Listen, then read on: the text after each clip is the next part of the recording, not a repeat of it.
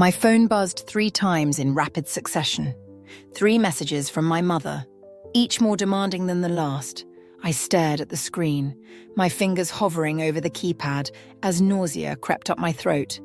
Cancel your engagement party. Sophie's promotion celebration is that weekend. Family comes first, Aria. The irony of her last statement made me want to hurl my phone across the room. Instead, I gripped it tighter, watching my knuckles turn white. 3 weeks of meticulous planning, dozens of confirmed guests, and non-refundable deposits. All meant nothing compared to Sophie's impromptu celebration. Everything okay?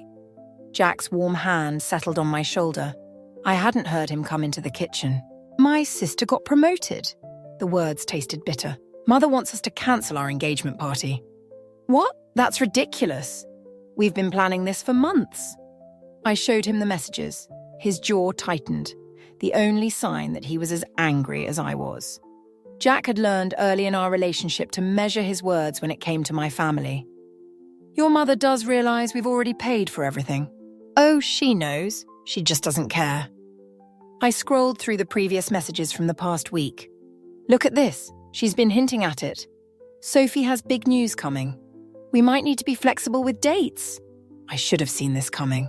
The kitchen counter was covered with sample place cards I'd been organising, each one handwritten in careful calligraphy, another skill Sophie had always dismissed as quaint and old-fashioned.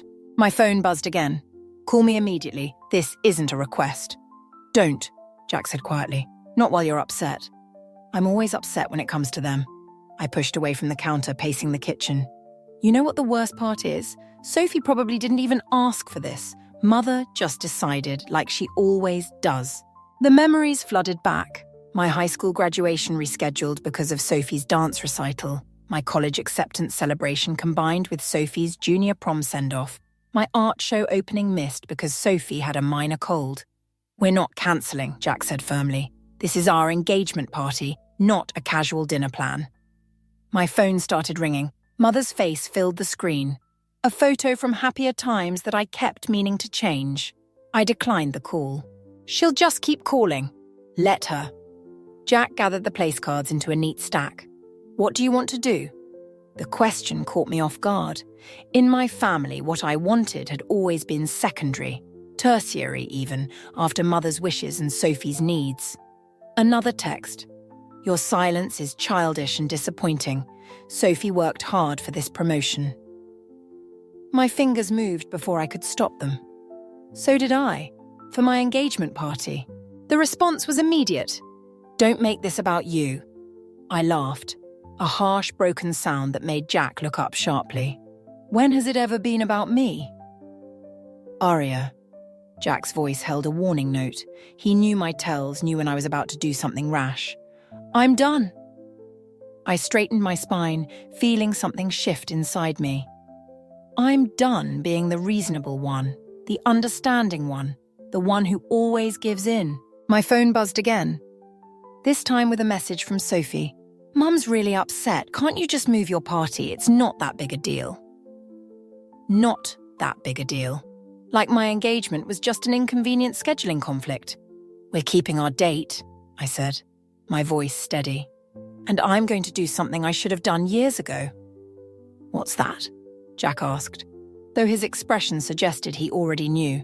I'm going to make them understand exactly how it feels to be treated like an afterthought. I picked up my phone, opened my contact list, and began deleting numbers, starting now. The screen lit up with another incoming call from Mother. This time, I didn't just decline it, I blocked her number. The family photo album sat heavy in my lap, its leather cover cracked with age. I hadn't opened it in years, but blocking Mother's number had unleashed a flood of memories I couldn't ignore.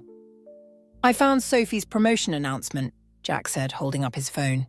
Vice President of Marketing at 24, that's impressive. Let me guess. Mother already shared it everywhere. 300 likes in 2 hours. I flipped through the album, stopping at my college graduation photo. In it, Sophie stood front and center, her bright red dress drawing every eye.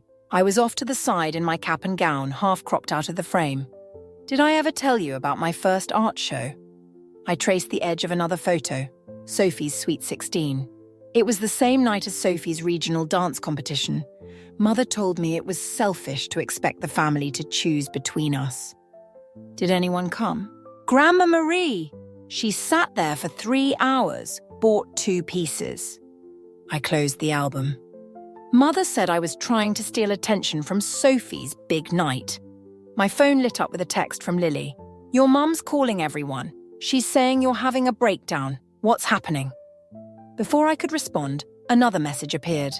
Sophie just posted about her promotion party, same date as your engagement celebration? That can't be coincidence. The doorbell rang, making us both jump. Through the front window, I spotted my father's silver Mercedes. I can tell him you're not here, Jack offered. No, I need to handle this. Father stood on our porch, looking uncomfortable in his tailored suit. He always dressed like he was heading to a board meeting, even on weekends. Your mother's worried, he said, stepping inside without waiting for an invitation. She says you're not answering her calls. I'm sure she is worried. I kept my voice level, worried that for once she can't control the situation. Aria. He used his warning tone, the one that used to make me shrink into myself. This isn't like you. Sophie worked hard for this promotion. And I worked hard planning my engagement party. 3 weeks of preparation, thousands in deposits. Money isn't the issue. He waved his hand dismissively. We'll cover any costs.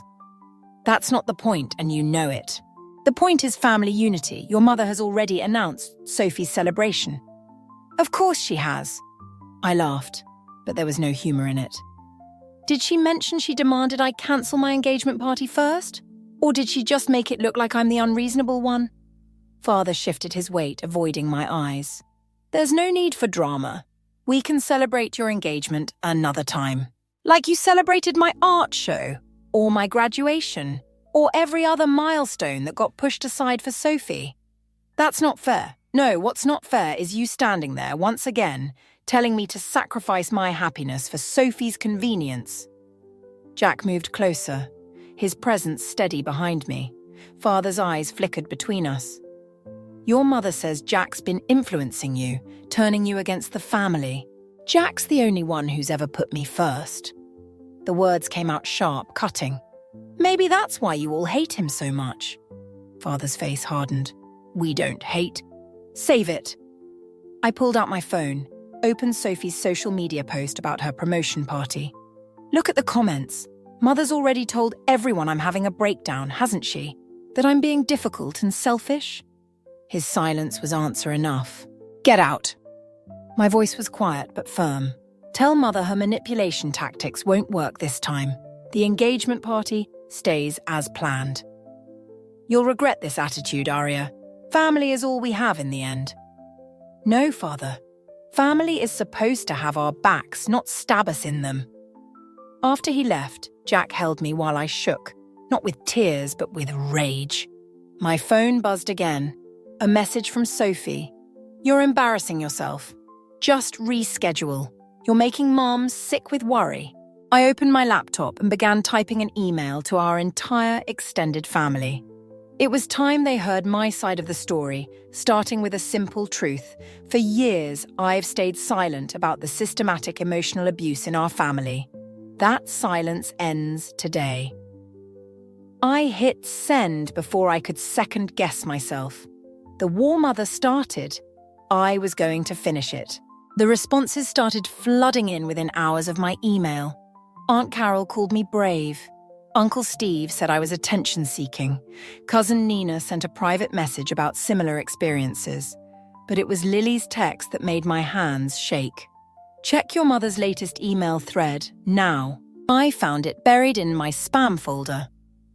A group message to the entire family with the subject line, concerning Aria's mental state. Attached were carefully selected photos spanning years, each one doctored to paint a narrative. Me looking sullen at Sophie's graduation while everyone else smiled. Me standing apart at family gatherings. All carefully curated evidence of my supposed instability. She's been planning this, I whispered, scrolling through the thread. These photos go back years.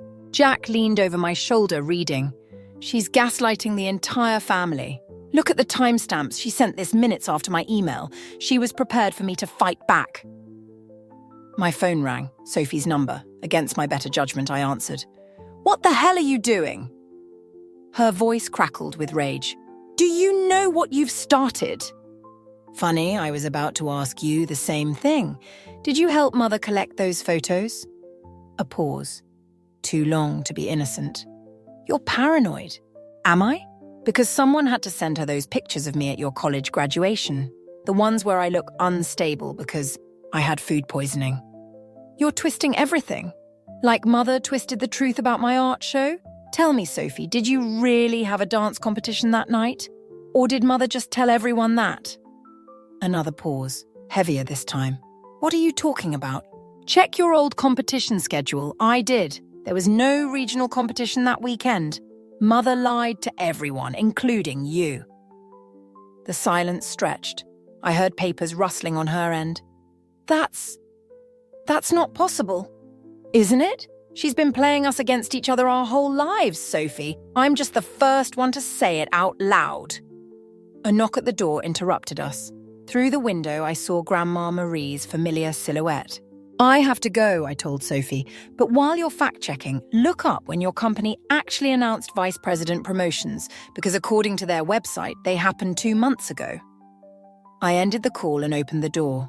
Grandma Marie stood there, clutching her ancient leather handbag and looking grimmer than I'd ever seen her. Your mother called me, she said, stepping inside. Told me to talk sense into you. But first, show me these emails everyone's talking about. I handed her my laptop. She read in silence, her expression darkening with each paragraph.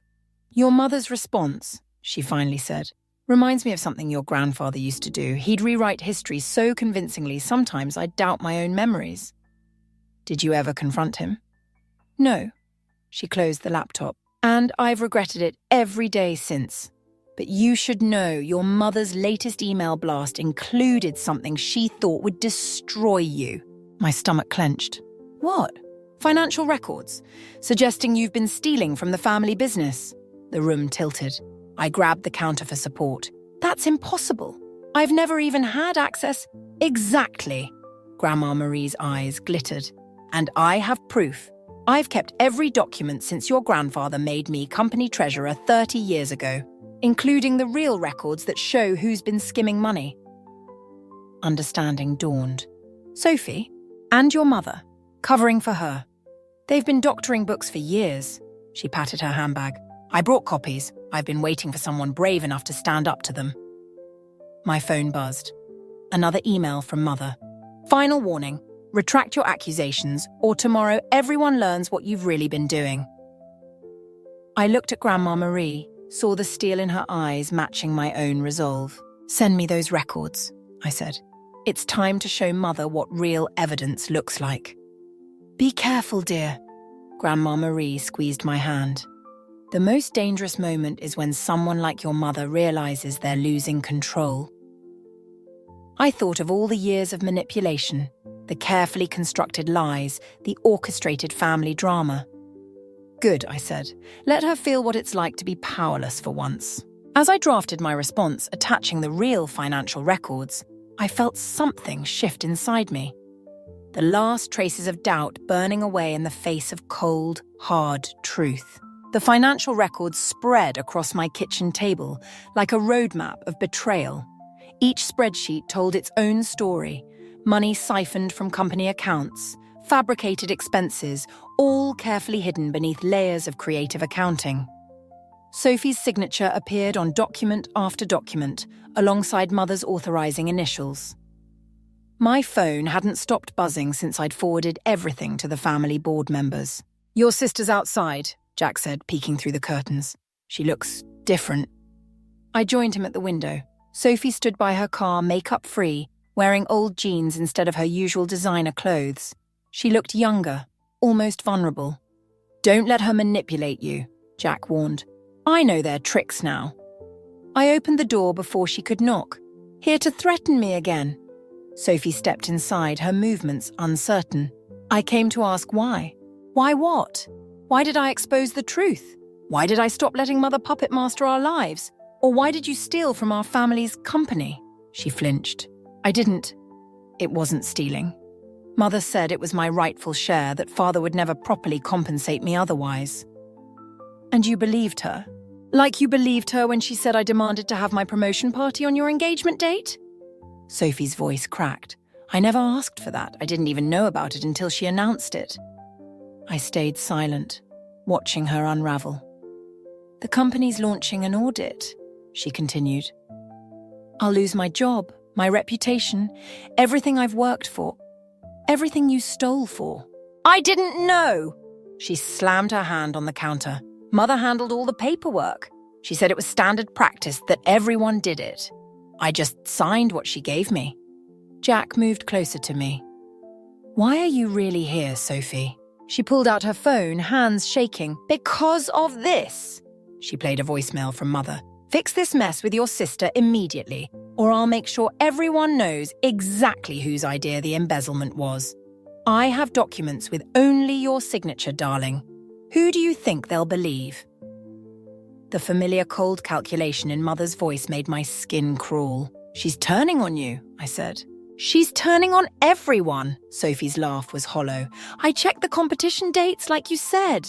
There was never any conflict with your art show, or your graduation, or anything else. It was all her, playing us against each other, and I was too stupid to see it. We both were. The board's meeting tomorrow. Sophie wrapped her arms around herself. Mother's presenting her evidence, all pointing to me acting alone. Father's already distancing himself. I have nowhere else to go. I studied my sister, really looked at her for the first time in years. Behind the perfect facade Mother had crafted, I saw someone as trapped as I'd been. Show me everything, I said. Every document, every email, every conversation with Mother about the company finances. Why would you help me? After everything? Because destroying you was Mother's plan, not mine. I grabbed my laptop, and I'm done letting her win. Jack touched my shoulder. Are you sure about this? Mother wanted us to tear each other apart. Instead, we're going to tear down her whole system. I turned to Sophie. But first, you need to tell me the truth. All of it. Sophie nodded, tears spilling. There's something else you should know. About your engagement party venue? Mother didn't just try to force you to cancel. She called them pretending to be you. They're giving your deposit to her tomorrow unless you confirm in person. My fingers curled into fists. When? 9 a.m. She's meeting them before the board meeting. I opened my email, began typing. Perfect, because at 9:15 the board will receive proof of every manipulation, every lie, every scheme she's ever pulled, including her latest attempt at fraud. They'll destroy her, Sophie whispered. No. I hit send on the email to my lawyer. She destroyed herself. We're just going to make sure everyone sees it. Sophie's phone buzzed. Another message from Mother. She showed it to me. Don't disappoint me like your sister did. I deleted the message. Ready to disappoint her together? For the first time in years, my sister's smile matched mine. Genuine, determined, and just a little bit dangerous. Let's end this, she said. The country club's dining room fell silent as I walked in, whispers following in my wake. Mother sat at her usual corner table, holding court with her social circle. Her eyes met mine, and for a moment, I saw genuine surprise crack through her perfect mask. Darling, she called out, voice honey-sweet, I didn't expect to see you here. Clearly. I approached their table, noting how her friends shifted uncomfortably. Is that why you felt safe spreading rumors about Jack's gambling addiction? One of her friends, Mrs. Henderson, choked on her mimosa. I'm merely concerned, Mother said smoothly, as any mother would be given the circumstances. What circumstances? The ones you fabricated? Or the ones you paid people to believe? Aria, her warning tone, the one that used to make me shrink. You're making a scene. No, Mother.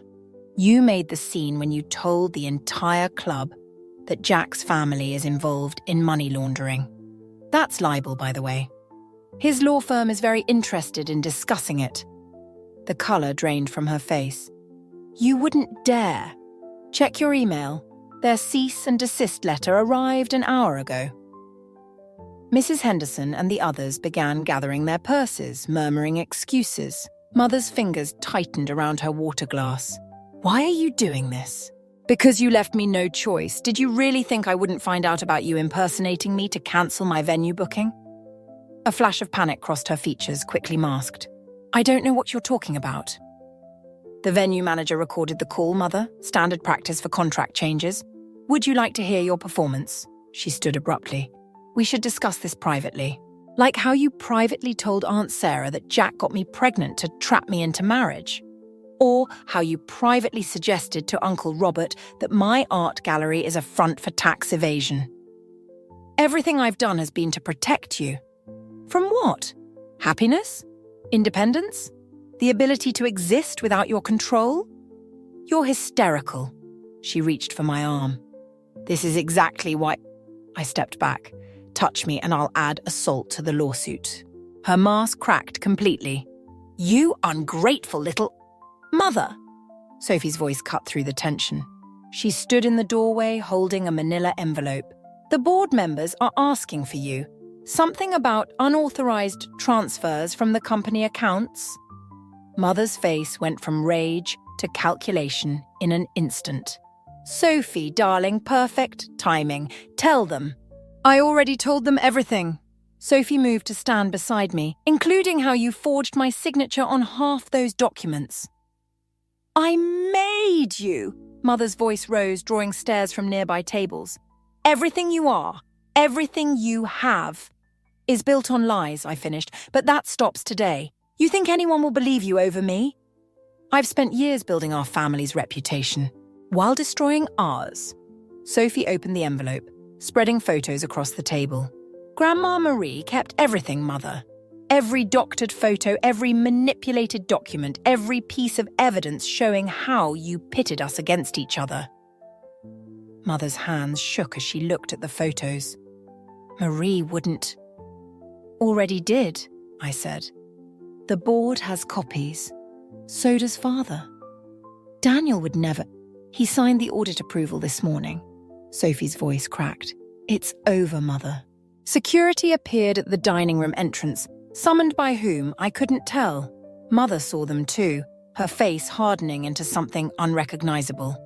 You'll regret this, she hissed. Both of you. When everything falls apart, don't come crawling back. Mrs. Harrison? One of the security guards approached. We need you to come with us. The board members are waiting. I watched them escort her out, her head held high, even in defeat. The dining room erupted in whispers as soon as she was gone.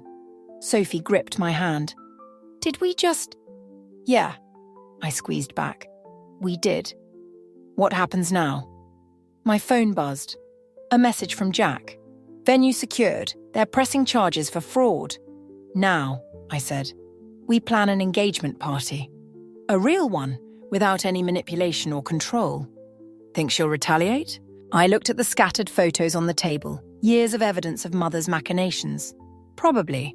But this time, we're ready for her. Sophie picked up one of the photos, us as children, before Mother's games tore us apart. We should have done this years ago. We weren't strong enough then. I gathered the evidence back into the envelope. But we are now. The board meeting ended in chaos. Through the glass walls of the conference room, I watched Mother storm out, leaving scattered papers in her wake. Father followed, his face ashen, while Sophie sat frozen in her chair, staring at nothing. My phone wouldn't stop buzzing. Notifications from every social platform, all sharing Mother's latest post. With heavy hearts, we must address the disturbing allegations made by our daughter Aria, who has struggled with reality since childhood. The attached photos showed me at my worst moments. Carefully curated evidence of a narrative she'd been building for years. Me looking unstable at family events, medical records from my teenage anxiety attacks, therapy sessions she'd forced me into after Sophie's dance recitals overshadowed my art shows. She's thorough, Lily said, scrolling through the comments. She's painting you as mentally unstable, claiming everything you've revealed is a delusion.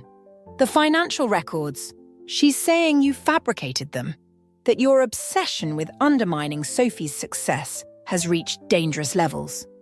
Lily hesitated. Half the family's already sharing it. My hands shook as I opened another notification. A message from the venue. Given recent concerning developments, we must terminate our contract immediately. Jack burst through the boardroom doors. Your mother's lawyers are filing a cease and desist. They're claiming defamation, threatening criminal charges for the company financial records. But they're real. They're saying you hacked the system, planted false evidence. He ran a hand through his hair. They've frozen Grandma Marie's access to the archives. Without her original documents, Sophie finally moved, her voice hollow. Mother's claiming I had a breakdown, that you manipulated me into making false accusations against her. She's already contacted my company's HR department. The room spun. Everything we'd gathered, every piece of evidence, every careful plan, Mother had anticipated it all, laid her trap, and waited for us to walk right into it. My phone buzzed again. A text from Father. Your mother is willing to forgive this episode if you agree to intensive treatment. Don't force us to take legal action. She's going to win, I whispered. She always wins. No. Jack grabbed my shoulders. We can fight this. Your grandmother is being evaluated for cognitive decline according to Mother's latest update. Lily showed us the post. She's suggesting Marie's memory can't be trusted. The conference room door opened. Nina slipped in, looking pale. Aunt Megan's at the hospital with Grandma Marie. She collapsed after the lawyers left. What? Sophie stood so fast her chair toppled. That's impossible. She was fine this morning. Mother's post just went live, Lily interrupted. Devastated by the strain of her granddaughter's accusations, beloved family matriarch Marie Harrison suffered a stress-induced cardiac event. My legs gave out. Jack caught me before I hit the floor. She's using Grandma Marie's condition to prove how destructive I am. The realization felt like acid in my throat. She's turning my own revenge into proof of my instability. Sophie's phone chimed. The company's suspending me pending investigation. Mother's lawyers submitted evidence that I was coerced into making false allegations. We have to retract everything, Nina said quietly, before she destroys you both completely. If we do that, she wins. But my voice lacked conviction. She already has. Sophie's laugh was bitter. She planned for this, Arya. Every move we made, she was 10 steps ahead. My engagement party invitations sat on the conference table, elegant and mocking. All I'd wanted was one day that was mine, one moment without Mother's manipulation. Instead, I'd given her exactly what she needed to prove her point. What do we do now? Sophie asked. Before I could answer, every phone in the room buzzed simultaneously. A group message from Mother. Your father and I are deeply concerned about this destructive behavior. We've arranged for immediate intervention. The facility comes highly recommended. Attached was a brochure for a private mental health hospital. She's going to have me committed. The words felt distant, unreal. She's going to use everything I've done as proof that I'm unstable. Jack pulled me close. I won't let that happen. You might not have a choice. I stared at the invitation, at all our ruined plans. She's won, hasn't she? She's finally won completely. Sophie touched my arm. Unless what? Unless we give her exactly what she wants. Let her think she's won. Sophie's eyes held a dangerous glint. And then we show her what real manipulation looks like. I looked at my sister, really looked at her, and saw Mother's daughter. But this time, that might be exactly what we needed. The hospital corridor stretched endlessly, antiseptic and cold. I walked between two orderlies, playing the role Mother had written for me, the unstable daughter, finally accepting help. Behind us, Mother's heels clicked against the linoleum, a victory march. You're doing the right thing, darling, she said, her voice dripping concern. The doctors here will help you work through these delusions. I kept my head down, shoulders hunched, exactly how she expected me to look. Broken, defeated. The admitting room was small, windowless. A doctor sat behind the desk, reviewing the thick file Mother had provided. All those carefully curated incidents, all those manipulated moments, bound together to tell her version of my life. "Just sign here." Mother pushed the admission papers forward. "We'll take care of everything else." My hand trembled as I reached for the pen. Not from fear, but anticipation. "Before I sign, Arya," her warning tone, "don't make this difficult. I want to apologize." I looked up, met her eyes. "You were right. About everything." Surprise flickered across her face, quickly replaced by satisfaction. "Of course I was, darling. I've only ever wanted what's best. Which is why I recorded everything." The pen clattered to the floor. Mother's mask slipped just for a moment. "What?" "Check your phone, Mother. Sophie's been live streaming since we entered the hospital." She grabbed her phone, fingers shaking as she opened the notification. There was Sophie standing in the hospital lobby, broadcasting to hundreds of viewers. "My mother's attempt to institutionalize my sister for exposing her crimes." Sophie's voice came through clearly. "The same tactics she used to silence Grandma Marie. Turn that off!" Mother lunged for her phone, but the damage was done. Comments flooded the stream, shares multiplying by the second. The doctor stood. "Mrs. Harrison, these allegations are supported by evidence," Jack said, stepping into the room with 2 police officers, "including Grandma Marie's original financial records, which she had digitally notarized years ago, anticipating exactly this situation." Mother's face contorted. "You ungrateful."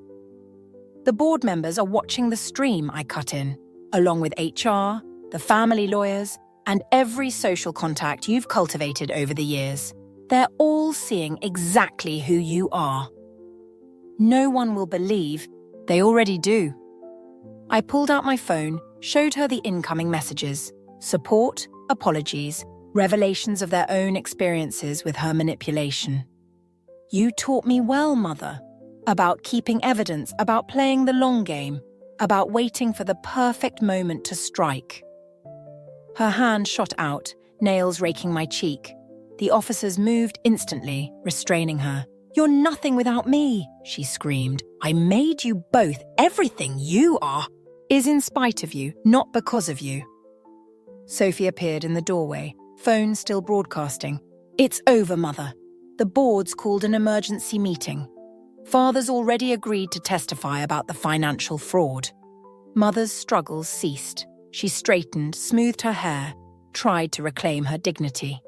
"You've destroyed this family." "No." I stood taller, letting her see the strength she'd tried to break. "You did that years ago. We're just finally breaking free." The officers began reading her rights. Mother stared at me, really looked at me, perhaps for the first time in years.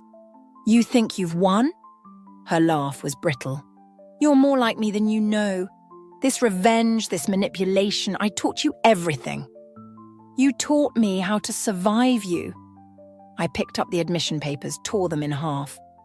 "But I taught myself how to live without you." They led her away, her threats echoing down the corridor. Sophie ended the live stream, hands shaking. "Did we just—" "Yeah." I touched my bleeding cheek. "We did." Jack wrapped an arm around me. "The venue called.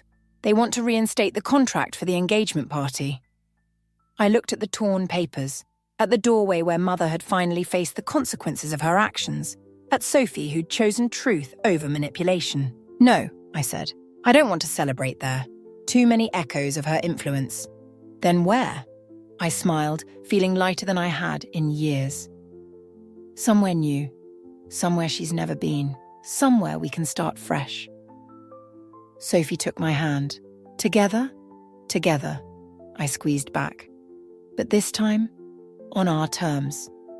Through the hospital windows, sunlight broke through the clouds, a new day without Mother's shadow looming over us. Finally, beautifully, free. Grandma Marie's garden bloomed with late summer flowers as I helped her into her favorite chair. The fraud investigation had taken its toll, but her eyes remained sharp as ever. "Your mother's sentencing is tomorrow," she said, adjusting her shawl. I know. I deadheaded a wilting rose. Father asked me to speak on her behalf. Will you? The rose petals scattered in the breeze. No. Sophie appeared with a tea tray, setting it carefully on the garden table. She'd moved in with Grandma Marie after everything, helping manage the company's restructuring while building her own consulting firm. The board approved the new transparency measures, she said, pouring tea. Everything Mother touched is being audited. And the family? Grandma Marie asked. I touched the fading scar on my cheek. Half of them still think I destroyed a perfect family. The other half wish they'd spoken up sooner about their own experiences with Mother. Perfect isn't the same as healthy. Grandma Marie took her tea. I learned that too late with your grandfather. Is that why you kept all the evidence? Sophie asked. I kept it because truth has a way of demanding to be heard. She pulled an envelope from her shawl. Speaking of which, inside was a photograph I'd never seen. Mother as a young woman, standing in this same garden, looking haunted and small while grandfather loomed behind her. She was like you once, Grandma Marie said softly, before she decided control was safer than freedom. The revelation settled like lead in my stomach. I'm nothing like her. No? Grandma Marie's gaze was gentle but firm.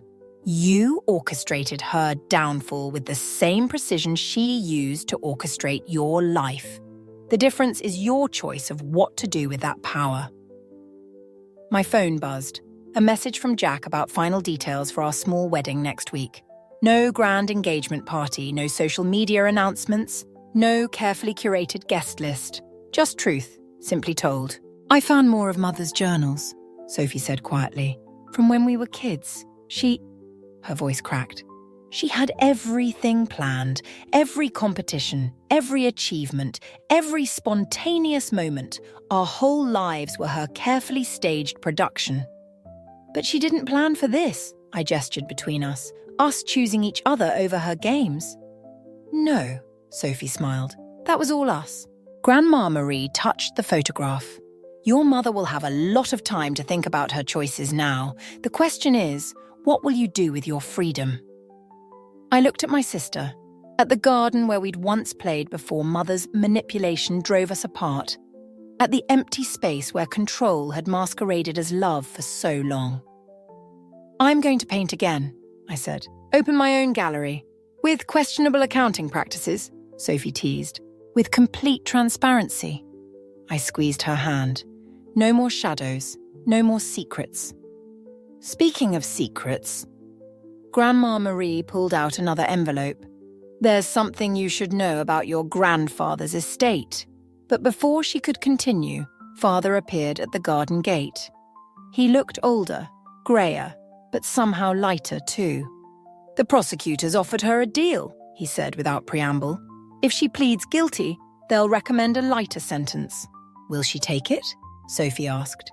Only if you both agree to weekly family counselling sessions with her. The old familiar pressure descended, the weight of Mother's expectations, the obligation to maintain family harmony at any cost. But this time it felt different. No, I said, and Sophie nodded in agreement. Father didn't look surprised. She said you'd say that, said it proves how much like her you've become. Maybe she's right. I stood, facing him fully. Maybe I learned more from her than she intended, but I also learned what not to become. He nodded slowly, turned to leave, then paused. For what it's worth, I'm sorry. For not seeing it sooner. For not being stronger.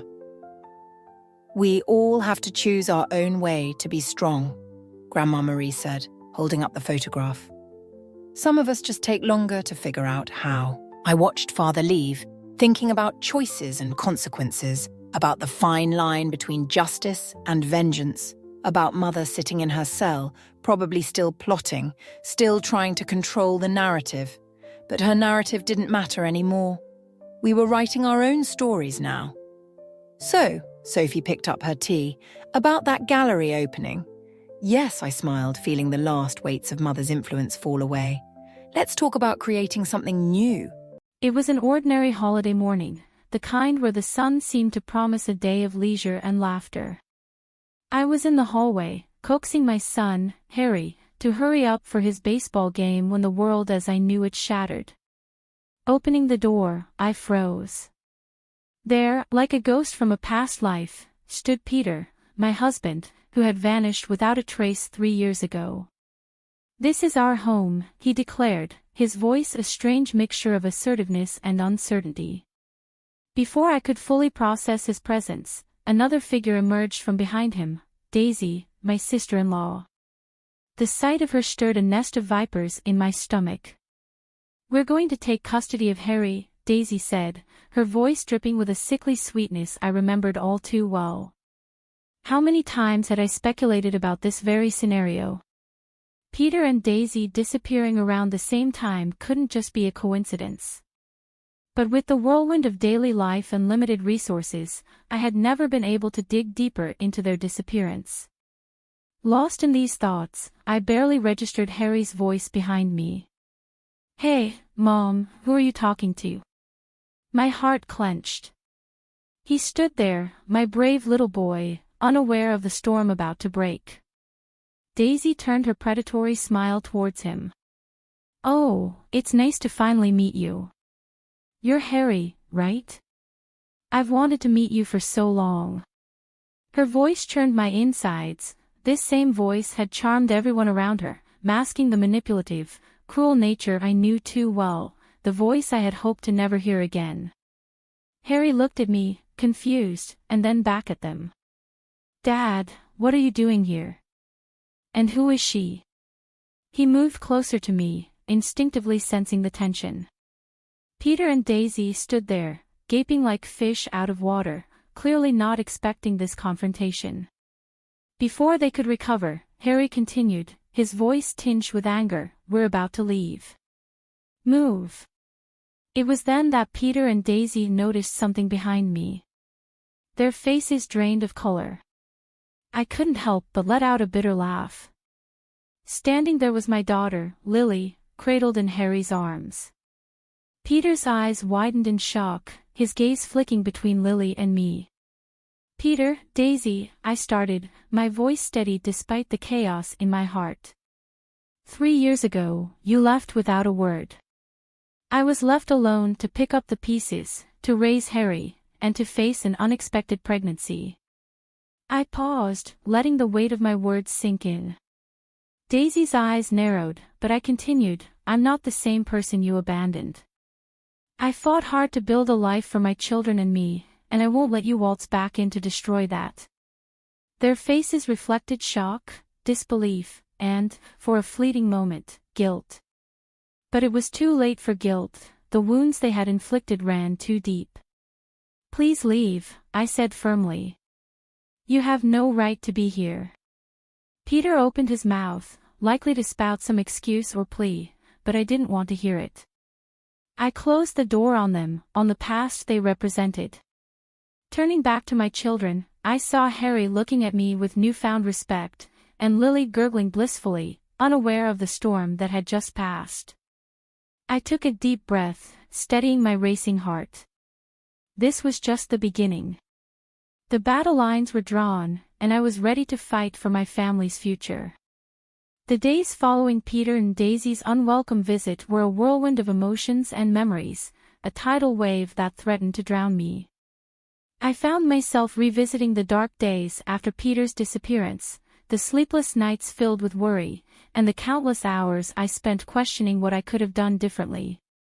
Harry had struggled the most. Once a cheerful and outgoing boy, he became sullen and withdrawn, his bright eyes dimming. I remembered the countless dinners he pushed away, the school events he begged me to skip, and the cold, distant looks that replaced his warm smiles. It tore at my heart, but I couldn't find a way to reach him. As I brooded over these memories, Lily's innocent laughter echoed through the house, a stark contrast to the storm raging within me. She was my unexpected blessing, a light in the darkness of Peter's betrayal. Her birth had been a turning point for me, a moment of profound strength and vulnerability. One evening, as I tucked Harry into bed, he turned to me with serious eyes. Mom, why did Dad leave us? Did we do something wrong? His question hit me like a physical blow. No, honey, you did nothing wrong, I assured him. Sometimes adults make choices that don't make sense, and it's not because of anything you did. But why did he come back? And with Aunt Daisy? The confusion in his voice was heartbreaking. I sighed, searching for the right words. I don't know why they came back, but I do know that we are a family, you, me, and Lily. We'll get through this together. He nodded slowly, his young face etched with worries no child should bear. I trust you, Mom. I just wish things were like before. I kissed his forehead, whispering, I know, my love. I wish that too. The next day, I was jolted out of my reverie by a call from my lawyer, Mr. Thompson. Maya, we need to discuss your legal options. Peter and Daisy's claim is baseless, but we should prepare a case. I listened, my mind racing. This was my chance to fight back, to ensure that Peter and Daisy couldn't hurt us anymore. Let's do it, I said firmly. I want to protect my children, and I won't let them be used as pawns in whatever game Peter and Daisy are playing. Mr. Thompson's voice was reassuring. You're making the right decision. I'll start preparing the documents. We'll show them that they can't just walk over you. As I hung up, a sense of determination settled over me. Peter and Daisy had underestimated me, thinking I would crumble under their pressure. But they were wrong. I was stronger now, tempered by the trials I had faced. I looked at Harry playing with Lily and knew that I would do whatever it took to keep them safe. This was no longer just about revenge, it was about justice for my children and me. Peter and Daisy had awakened a fierce protectiveness in me, and I was ready to fight back with everything I had. As the days turned into weeks, my resolve hardened like steel. I was prepared for the legal battle ahead, but nothing could have prepared me for the emotional warfare that ensued. Peter and Daisy, like vultures circling their prey, began their campaign to wear me down. One afternoon, as I collected Harry from school, I found them waiting, their presence a dark cloud on the sunny day. Daisy's voice was sickeningly sweet as she called out to Harry, "Hi, sweetie. We've missed you so much." Harry clung to my hand, his body tense. "Why are you here?" he asked, his voice barely above a whisper. Peter stepped forward, his expression one of feigned concern. "We just wanted to see you, son. We're your family too, you know." I felt a surge of anger. "You lost the right to call yourself his family when you abandoned him," I snapped, pulling Harry closer. Daisy's eyes narrowed, her facade slipping. "Maya, you can't keep him from us. We have rights." "Rights? You have no rights here," I retorted, my voice cold. "You both made your choice 3 years ago. Now live with it." Peter's face twisted in anger. "You think you're so perfect, Maya. You're just a bitter woman who couldn't keep her husband happy." I could feel Harry's grip tighten on my hand, his small body shaking. "Let's go, Harry," I said, turning to leave. But Daisy wasn't done. "You'll regret this, Maya. We get what we want. We always do." Their threats echoed in my ears as we walked away, but I wouldn't let them see my fear. I had to be strong for Harry and Lily. That night, as I lay in bed, their words haunted me. The idea of losing Harry to those two was unbearable. I couldn't let it happen, I had to be smarter, stronger. The next day, I met with Mr. Thompson, my determination like a shield around me. "I want full custody of Harry, and I want Peter and Daisy to have no visitation rights," I said firmly. Mr. Thompson nodded. "It's going to be a tough battle, but I believe we can win this. You're a good mother, Maya. The court will see that." As the legal preparations progressed, I found an unexpected ally in my own home, Harry.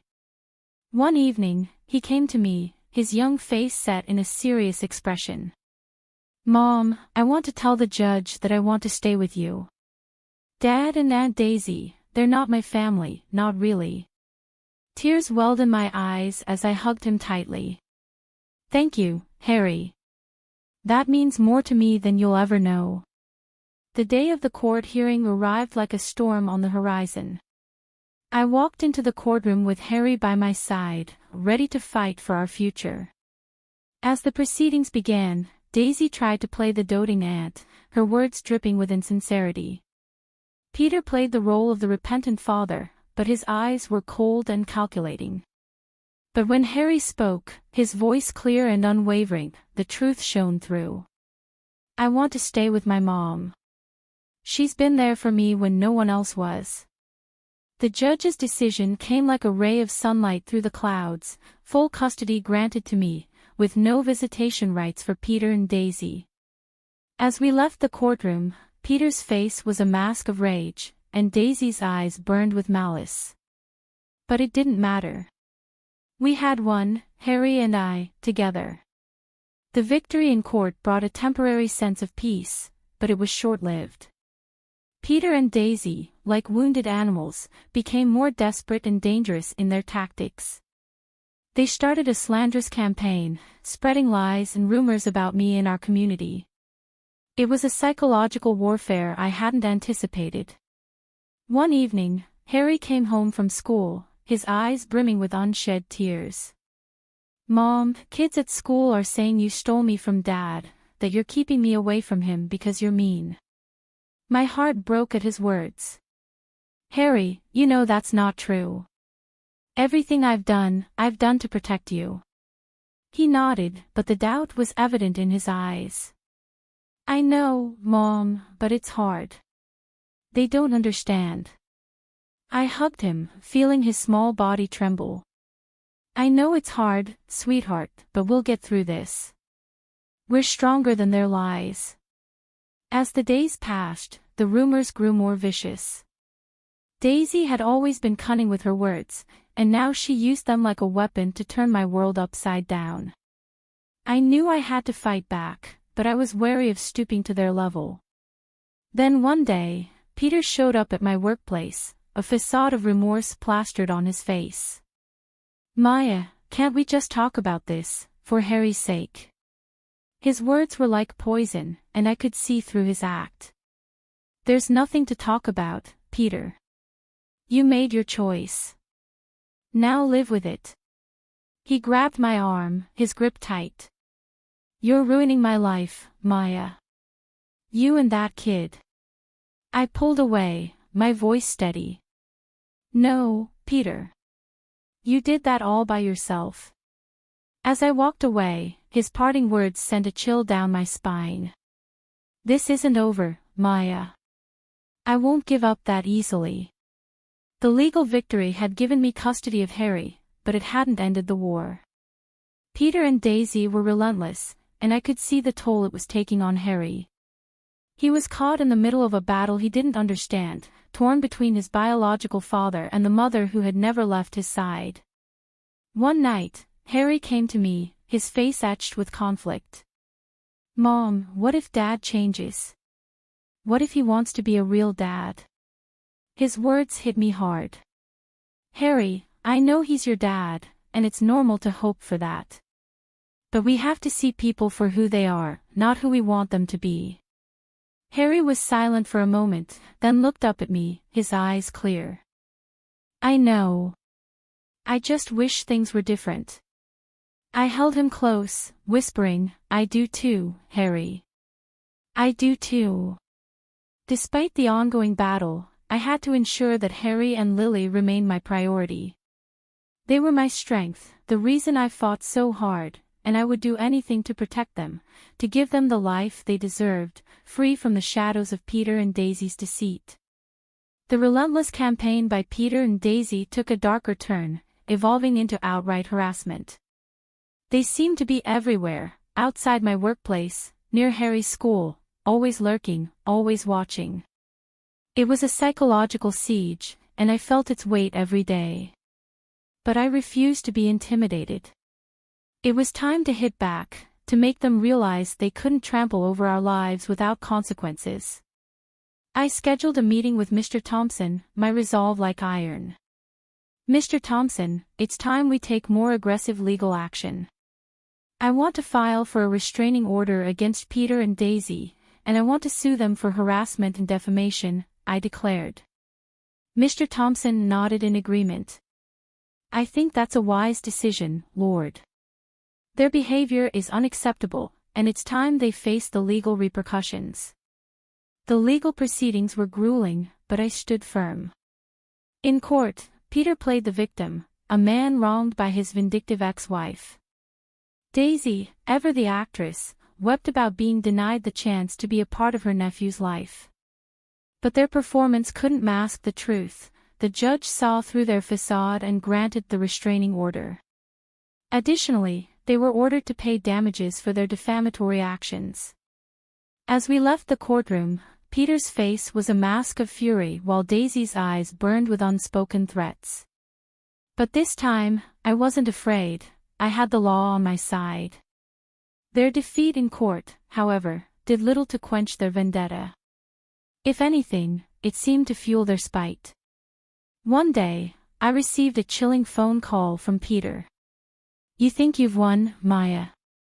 You think you can just destroy my life and walk away? I'll make sure you regret this, he hissed through the phone. I clenched my jaw, fighting back the fear his words invoked. You brought this on yourself, Peter. I'm just protecting my family. You haven't seen the last of me, Maya. This isn't over, he spat before hanging up. His threat hung in the air like a toxic cloud, but I wouldn't let it break me. I had Harry and Lily to think about. They were my world, and I would go to any lengths to shield them from Peter and Daisy's malice. But as days turned into weeks, the constant stress began to wear me down. The never-ending vigilance, the fear of what Peter might do next, the pressure of being a single mother, it was all-consuming. One evening, as I put Lily to bed, Harry came to me, his expression somber. Mom, are we going to be okay? Dad sounded really mad on the phone. I pulled him into a hug, my heart aching for the worry he had to bear.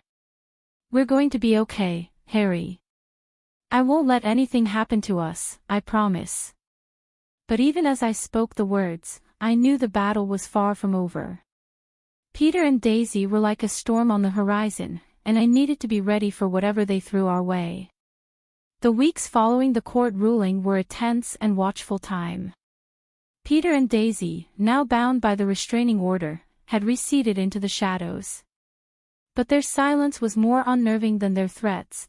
I knew this lull was just the calm before another storm. Then it happened. Daisy, in a move of sheer desperation, orchestrated a public scene. I was picking up groceries when she appeared out of nowhere, screaming accusations. You're a monster, Maya. You've torn our family apart. Daisy wailed, drawing the attention of bystanders. I stood my ground, my voice steady. Daisy, you need to leave. You're violating the restraining order. Her face twisted in rage. I don't care. The world needs to see what kind of person you really are. But her theatrics backfired. The store manager, recognizing the disturbance, called the police. As they escorted a hysterical Daisy away, her image of the wronged aunt crumbled. This public meltdown was the final straw. The police charged Daisy with violating the restraining order and public disturbance. Peter, too, faced consequences. His involvement in the harassment and defamation, now fully exposed, led to his arrest. As I watched them being taken away, a part of me felt a pang of pity. They had descended into their own hell, a pit they had dug with their lies and hatred.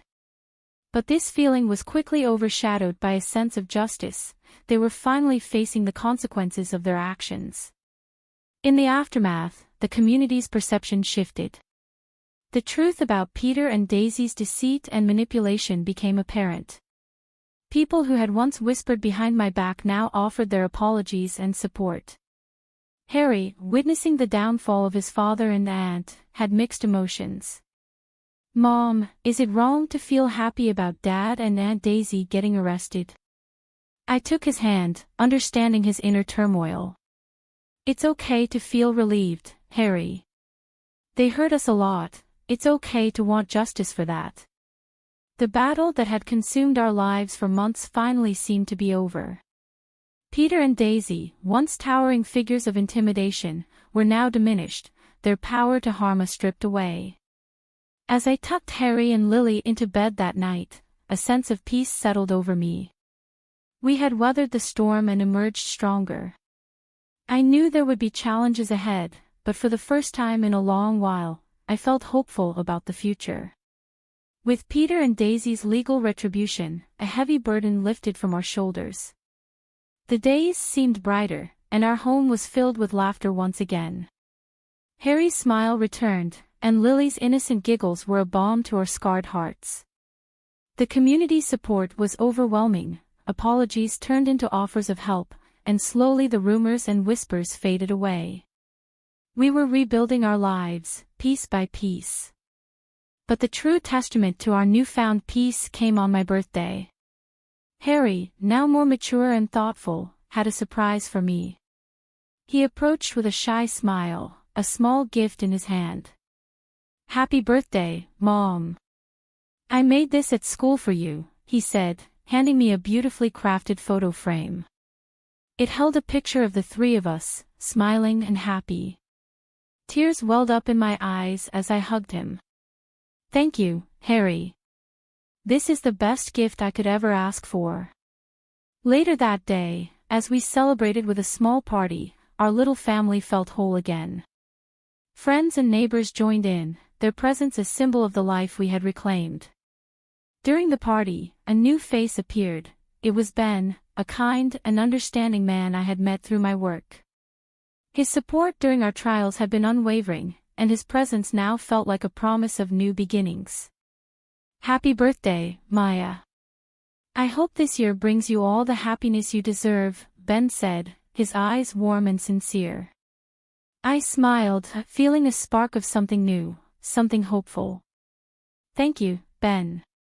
It's already off to a great start." As the party wound down, Harry came up to me, a serious look on his face.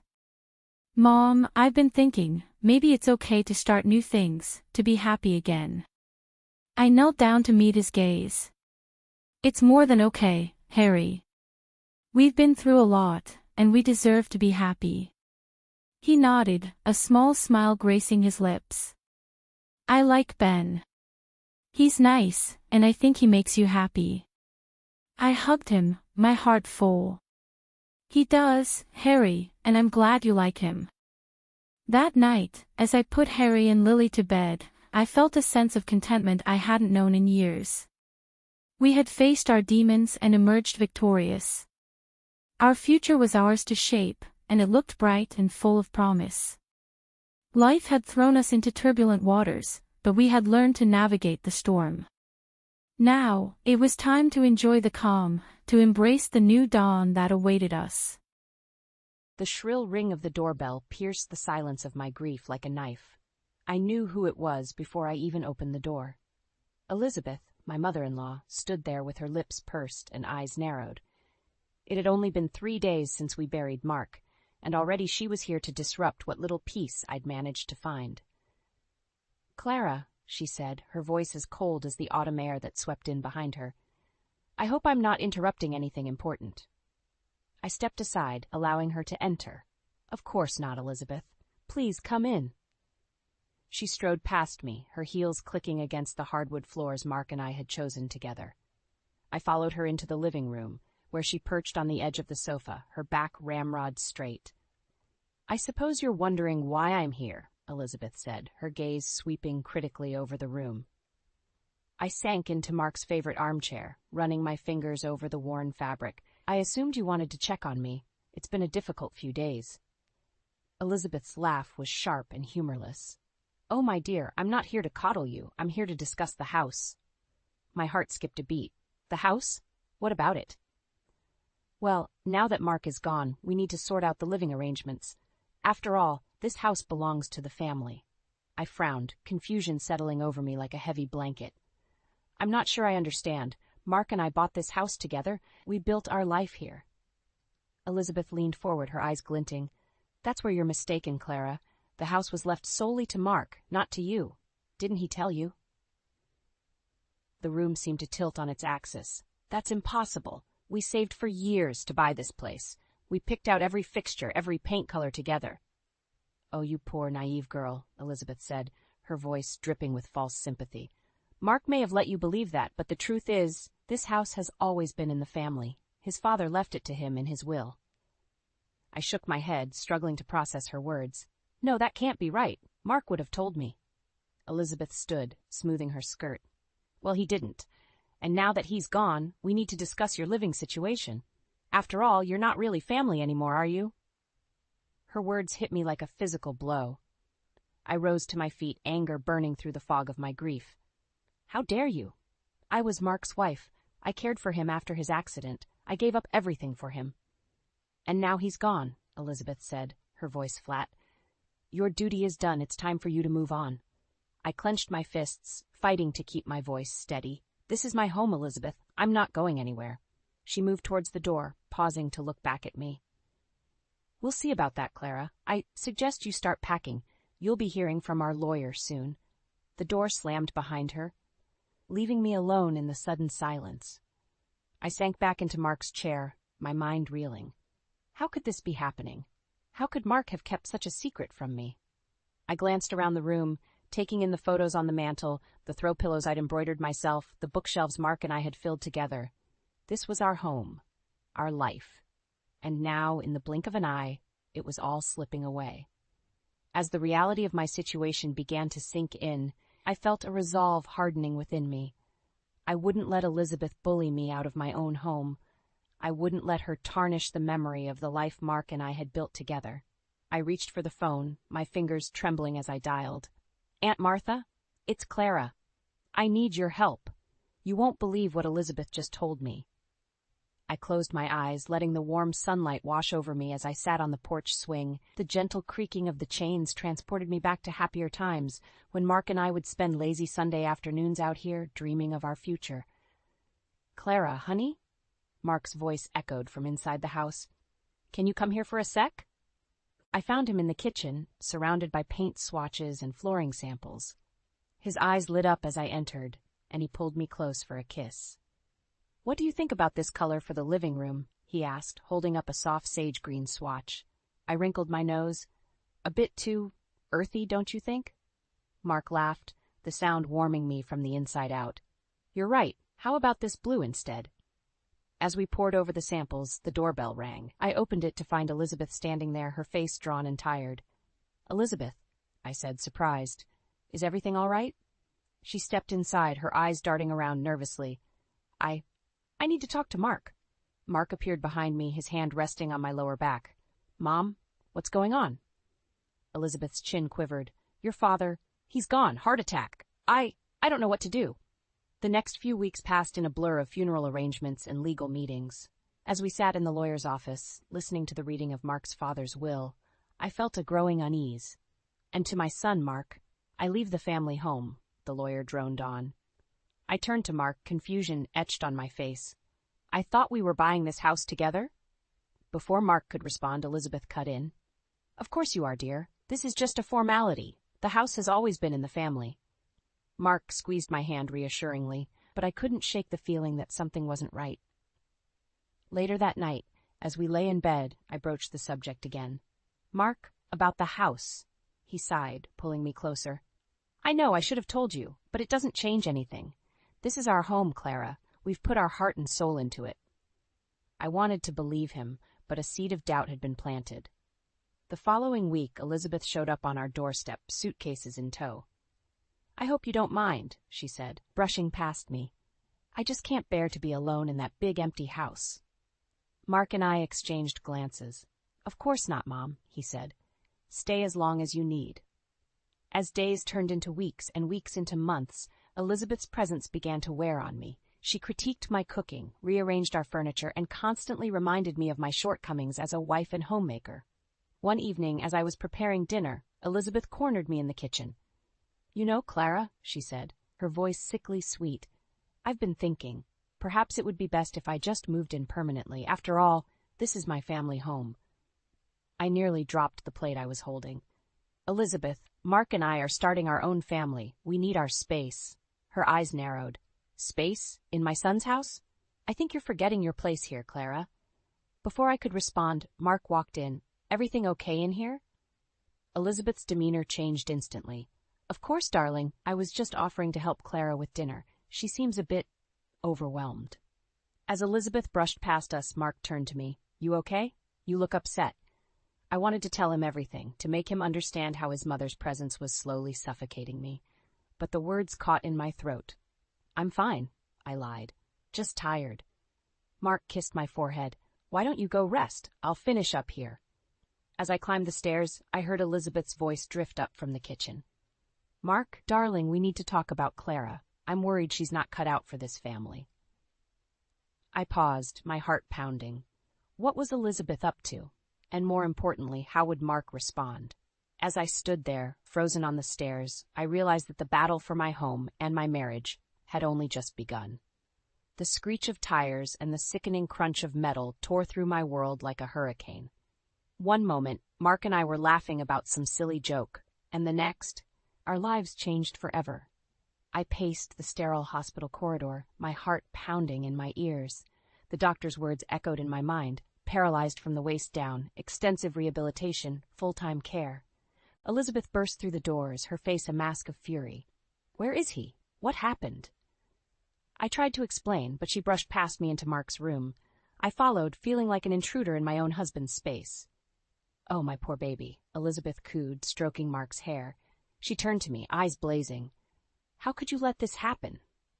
Mark's weak voice cut through the tension. "Mom, it wasn't Clara's fault, please." Weeks turned into months, and our once peaceful home became a battleground. I resigned from my job to care for Mark full-time, learning to navigate the complexities of his new needs. One afternoon, as I was helping Mark with his exercises, Elizabeth barged in. "Clara, the house is a mess. When was the last time you dusted?" I bit back a retort, focusing on Mark's movements. "I've been a little busy, Elizabeth," she sniffed disapprovingly. "Well, if you can't handle it, perhaps we should hire a housekeeper. Of course, that would mean even less money coming in." Mark's face flushed with anger. "Mom, that's enough. Clara's doing her best." I squeezed his hand gratefully, but Elizabeth wasn't finished. "And what about your writing, Clara? Surely you could be doing that instead of whatever it is you do all day." That night, after Mark was asleep, I sat at my desk, staring at the blank computer screen. Elizabeth's words echoed in my mind. Maybe she was right. Maybe I could be doing more. I started writing, pouring my fears and frustrations onto the page. Before I knew it, the sun was peeking through the curtains, and I had the rough draft of a short story. Over the next few weeks, I fell into a new routine. Caring for Mark during the day, writing late into the night. It wasn't easy, but it gave me a sense of purpose beyond caregiving. One evening, as I was preparing dinner, Elizabeth cornered me in the kitchen. "I saw your name in that little online magazine," she said, her voice dripping with disdain. "Is that what you've been doing instead of keeping this house in order?" I took a deep breath, determined not to let her get to me. "I'm trying to contribute, Elizabeth. Writing helps pay the bills." She laughed, a harsh, grating sound. "Contribute? Please, those pennies you earn are nothing compared to what Mark used to make. Face it, Clara, you're a burden on this family." Something inside me snapped. "A burden? I've given up everything to care for your son. I'm doing my best to keep this family afloat while you do nothing but criticize." Elizabeth's face turned an alarming shade of red. "How dare you speak to me like that in my own home?" "Your home?" I shot back. "Mark and I built this life together. You're the guest here, Elizabeth." The sound of Mark's wheelchair interrupted our argument. "What's going on?" he asked, his voice tight with concern. Elizabeth's demeanor changed instantly. "Nothing, darling. Clara and I were just discussing household matters." I turned away, unable to bear the look of confusion on Mark's face. As I busied myself at the stove, I heard Elizabeth's voice, low and menacing. "This isn't over, Clara. You may have Mark fooled, but I see right through you. One way or another, I'll make sure you know your place in this family." As she swept out of the kitchen, I gripped the counter, my knuckles turning white. I knew then that this was more than just a clash of personalities. Elizabeth saw me as a threat, and she wouldn't rest until she had pushed me out of Mark's life, and out of this house for good. I looked at Mark, his worried eyes meeting mine, and made a silent vow. I wouldn't let Elizabeth win. No matter what it took, I would fight for my marriage, my home, and the life Mark and I had built together. The shrill ring of my phone jolted me awake. I fumbled for it in the darkness, my heart racing. "Hello?" I croaked, my voice thick with sleep.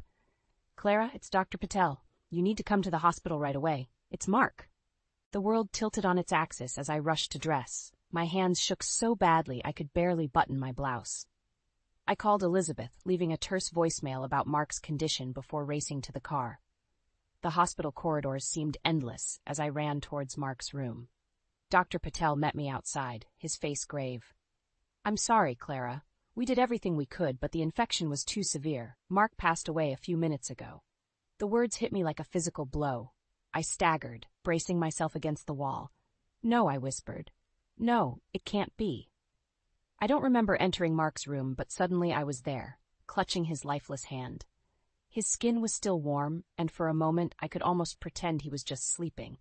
But the stillness in his chest told the truth my heart couldn't accept. "Mark," I sobbed, pressing my forehead to his. "Please, don't leave me." A commotion in the hallway broke through my grief. Elizabeth's voice, shrill and angry, echoed off the walls. "Where is he? Where's my son?" She burst into the room, her eyes wild. When she saw Mark, she let out a wail that chilled me to the bone. "My baby! Oh, my poor baby!" Elizabeth threw herself across Mark's body, pushing me aside. I stumbled back, watching in stunned silence as she stroked his face, murmuring words I couldn't understand. The next few days passed in a blur of funeral arrangements, well-meaning visitors. I moved through it all in a fog, barely registering the words of sympathy or the gentle touches on my arm. Elizabeth took charge, making decisions about the service and the burial without consulting me. I was too numb to protest. It wasn't until the night after the funeral that reality truly set in. I sat in Mark's favorite chair, clutching one of his sweaters to my chest, when Elizabeth entered the room. "Well," she said, her voice oddly calm, "I suppose we need to discuss what happens now." I looked up at her, confused. "What do you mean?" Elizabeth sighed, settling herself on the sofa. "Clara, dear, you have to understand. With Mark gone, things have to change. This house, it's been in our family for generations. It was never really yours." Her words pierced through my grief like a knife. "What are you saying, Elizabeth?" "I'm saying that it's time for you to move on, find a place of your own, start a new life." I stood up, anger finally breaking through my numbness. "This is my home. Mark and I built our life here together." Elizabeth's eyes hardened. "No, Clara, this was Mark's home. You were just a guest here, and now your stay has come to an end." "You can't do this," I said, my voice shaking. "Mark wouldn't want this." "Mark isn't here anymore," Elizabeth snapped, "and I'm the one who decides what happens to this house now." As the full weight of her words sank in, I felt something inside me break. Not only had I lost my husband, but now I was losing my home, my security, everything we had built together. I turned away from Elizabeth, unable to bear the triumphant gleam in her eyes. My gaze fell on a photo of Mark and me on our wedding day, smiling and full of hope for the future. A future that now lay in ashes at my feet. In that moment, I knew I had a choice to make. I could fight Elizabeth, drag this out in a bitter legal battle that would tarnish Mark's memory. Or I could find the strength to start anew, to honor Mark by living the life he would have wanted for me. As I stood there, torn between grief and determination, I realized that the real battle was just beginning. And somehow, I would have to find the courage to face it alone. I sat on the floor of Mark's study, surrounded by photo albums and memories. My fingers traced the outline of his face in our wedding photo, tears blurring my vision. It had been 2 weeks since the funeral, and the house felt emptier than ever. The creak of the door startled me. Elizabeth stood there, her lips pursed in disapproval. Still wallowing, I see, she said, her voice dripping with disdain. I wiped my eyes, struggling to my feet. I'm just remembering, I said softly. Elizabeth's eyes narrowed. Remembering? Or plotting? What are you talking about? I asked, confusion mixing with my grief. She struck into the room, snatching the photo album from my hands. Don't play innocent with me, Clara. I know what you're up to. Elizabeth, please. I don't understand. Oh, spare me, she spat. You think if you play the grieving widow long enough, you'll get to keep this house? Well, let me tell you something. This house belongs to the family. To me, you're nothing but a guest here, and your welcome has long overstayed. Her words hit me like a physical blow. How can you say that? Mark and I built our life here together. This is my home, too. Elizabeth laughed, a harsh, bitter sound. Your home? You really are delusional, aren't you? Mark may have let you believe that, but the truth is, you were never more than a temporary fixture in his life. In our family. I felt something snap inside me. That's not true. Mark loved me. We were partners in everything. Partners? Elizabeth scoffed. Is that what you call it when you couldn't even give him children? When you quit your job and became a burden? Face it, Clara, you were never good enough for my son. Her words cut deep, reopening wounds I thought had long since healed. I took care of Mark, I said, my voice shaking. I was there for him when he needed me most. Elizabeth's face contorted with rage. And where were you when he died? Off scribbling your little stories while my son took his last breath alone. The accusation hit me like a punch to the gut. I stumbled back, gripping the edge of Mark's desk for support. That's not... I didn't know. Of course you didn't, Elizabeth sneered. You were too wrapped up in your own little world to notice my son slipping away. Some wife you were. Tears streamed down my face as I struggled to breathe. Elizabeth, please, this isn't what Mark would have wanted. Don't you dare presume to know what my son would have wanted, she hissed. Mark is gone, and it's time you accepted that. This charade of yours ends now. I want you out of this house by the end of the week. You can't do this, I whispered, my mind reeling. This is my home. Elizabeth's eyes glittered with malice. Watch me. If you're not gone by Friday, I'll have the locks changed and your things thrown out on the street. It's time you faced reality, Clara. You're not family. You never were. With that, she turned on her heel and stormed out, leaving me alone in the wreckage of my life. I sank to the floor, sobs racking my body as the full weight of my situation crashed down on me. I was alone, truly, completely alone. The home I had shared with Mark, the life we had built together, was being ripped away from me. And the worst part was, a small voice in the back of my mind whispered that maybe Elizabeth was right. Maybe I hadn't been enough for Mark. Maybe I didn't deserve this home, these memories. As the sun set outside the window, casting long shadows across the room, I knew I had a decision to make. I could fight Elizabeth, cling to the remnants of my life with Mark, or I could find the strength to start anew. With trembling hands, I reached for the photo album, opening it to the last picture Mark and I had taken together. His smile, so full of love and life, seemed to give me strength. I traced his face one last time, then slowly closed the book. It was time to write a new chapter in my story, even if it meant leaving behind everything I had ever known. I stood in the kitchen, my hands shaking as I clutched a mug of cold coffee. Elizabeth's ultimatum echoed in my mind. Leave by Friday or be thrown out. I had less than 48 hours to decide my fate. The doorbell rang, startling me from my thoughts. I opened it to find my Aunt Martha, her kind face creased with concern. Clara, honey, she said, pulling me into a hug. I came as soon as I heard. Are you okay? I broke down in her arms, weeks of pent-up grief and frustration pouring out. Between sobs, I told her everything. Elizabeth's cruelty, the threat of eviction, my fear of losing the last connection to Mark. Martha listened, her eyes growing harder with each word. When I finished, she took my hands in hers. Clara, you need to fight this. That house is as much yours as it is Elizabeth's. I shook my head. I can't, Martha. I'm so tired of fighting. Maybe it's time I let go. Let go? Martha's voice rose. Clara, this isn't just about a house. It's about your life with Mark, your memories, your future. You can't let Elizabeth bully you out of that. As if summoned by her name, Elizabeth appeared in the doorway, her face a mask of disdain. Well, if it isn't the cavalry, she sneered, come to talk some sense into her? Martha stood, drawing herself up to her full height. I've come to support my niece, Elizabeth, something you seem incapable of doing for your own daughter-in-law. Elizabeth's eyes flashed. Daughter-in-law? Please. Clara was nothing more than a temporary distraction for Mark. Now that he's gone, it's time for her to move on. I flinched at her words, but Martha wasn't backing down. How dare you? Clara was Mark's wife, his partner. She has every right to be here. Rights? Elizabeth laughed bitterly. The only rights here are mine. This house belongs to me now, and I want her out. Something snapped inside me. I stepped forward, my voice steadier than I felt. No, Elizabeth. This house was Mark's, and he wanted me to have it. I'm not leaving. Elizabeth's face contorted with rage. You ungrateful little... She lunged forward, her hand raised as if strike me. Martha intercepted, grabbing Elizabeth's wrist. That's enough, Clara. Go pack a bag. You're coming with me. But... I started to protest. Now, Clara, Martha insisted. We need to talk to a lawyer. As I hurried upstairs, I heard Elizabeth's shrill voice. A lawyer? Go ahead, you'll see. I'll make sure she has nothing left when I'm done. My hands trembled as I threw clothes into a suitcase. This was it, the moment everything changed. I was leaving the home Mark and I had shared, possibly for the last time. As I zipped the bag closed, my gaze fell on our wedding photo on the nightstand. Mark's smile, so full of love and hope, seemed to give me strength. I picked up the frame, clutching it to my chest. I'm sorry, Mark, I whispered. I tried to hold on, but I don't know if I can anymore.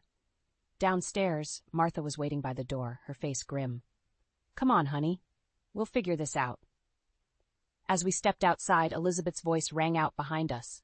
Don't bother coming back, Clara. Next time I'll have you arrested for trespassing. The door slammed shut, the sound echoing like a gunshot in the quiet street. I stumbled, overwhelmed by the finality of it all. Martha steadied me, her arm around my shoulders. It's not over, Clara. We'll fight this, I promise. As we drove away, I watched the house, my home, grow smaller in the rearview mirror. The life I had known, the future Mark and I had planned, seemed to be slipping away with each passing mile. I closed my eyes, tears streaming down my face. In that moment, I felt more alone than ever before. The road ahead was uncertain, fraught with legal battles and emotional turmoil.